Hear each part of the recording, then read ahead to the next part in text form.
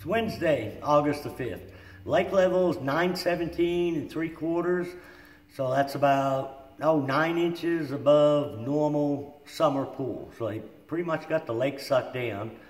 Kind of the big story is the water temperature. You know, it's cooling down a bunch. It was, last few days, been about 80 degrees in the morning, and it looks like with the forecast that we've got, you know, it's going to be cool at night. And usually this happens, you know, the end of August.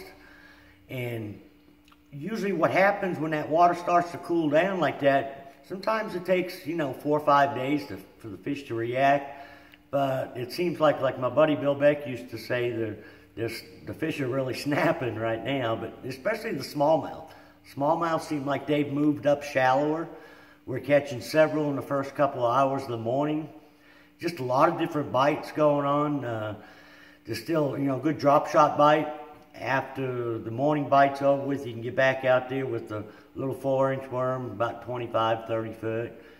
Catching some fish flipping, catching some fish on a crankbait. But, you know, I'll kind of go over everything. But the last, few days, I've been up in the White River from Shell Knob, or the Upper Kings River, clear down to Baxter. And it seems like flat gravel points in the morning.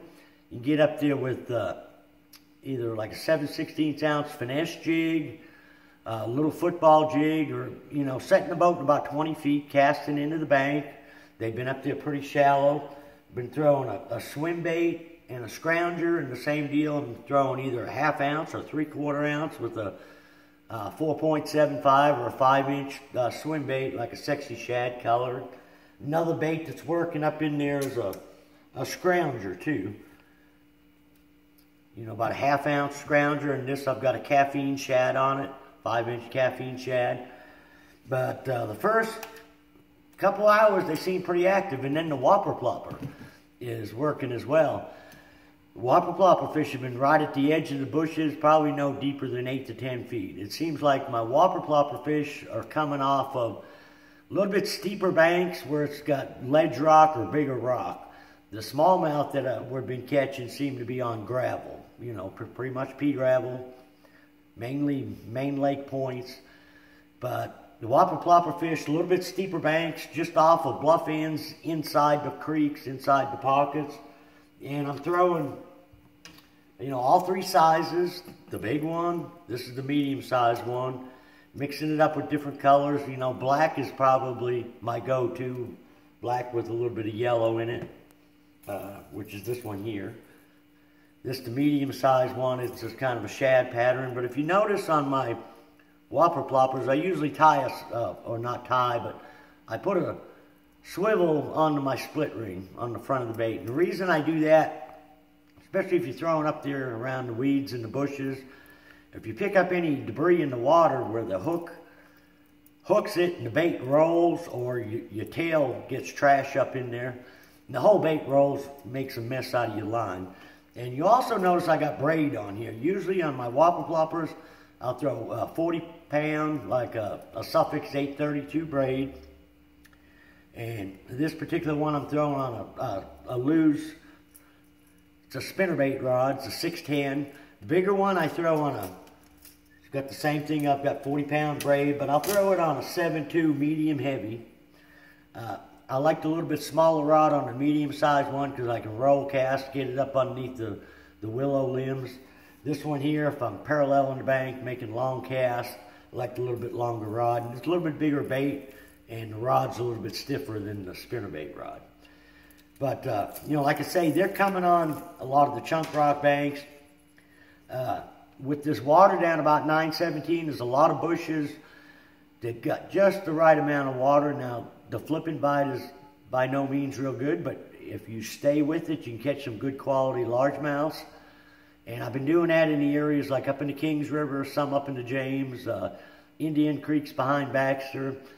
And I'm just trying to key on little channel swings in the creek arms, or wherever the deep water comes up against the edge of the bushes. If you've got, you know, 3 or 4 feet of water in the edge of the bushes, you got to flip several of them, but I've been able to get bit. And the best bait for me has been a 3/8 ounce, a 5 fish lures ultimate cover jig. Finesse jig has been working as well. Now, I've been throwing like a little baby brush hog and a beaver, but for some reason I've been getting a few more bites on the jig. So that's a good pattern. And it seems like, you know, about 9:30, 10 o'clock, the bite slows down, but you can get out on them same gravel points where I was talking about throwing a topwater and a scrounger, and get out there with a drop shot and even a football jig. Seems like a lot of the fish are anywhere from 22 to, you know, as deep as 30 foot. I'm not really finding them bunched up, but usually when you get one fish, you'll get several. Drop shot worms that are working good is like a Choppers, brown purple lamb, a KVD dream shot, morning dawn color, football jigs like a green pumpkin orange. And usually I'm throwing pretty heavy. I'm throwing like a 5/8 ounce football jig. Excuse me. And I've been catching some on the shaky head as well. The new Magnum shaky head with just a Magnum Zoom finesse worm, either green pumpkin, put a little chartreuse on the end of the bait, doesn't hurt, even a watermelon candy.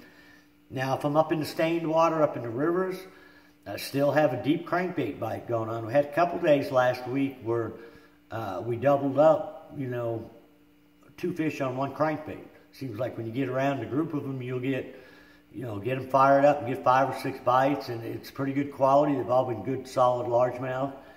And when that slows down, I've been taking this same shaky head, but with a 10-inch worm, like a old monster Zoom, or even a Zoom Magnum trick worm, which is 2-3 inches longer than this one. And those fish there don't seem like they've been much deeper than, seem like 12 to 20 foot is what they've been. And there's been some fish up in the river, arms suspended, been able to catch on a swim bait. You just kind of got to see what the bait's doing, then determine what lure you're going to throw.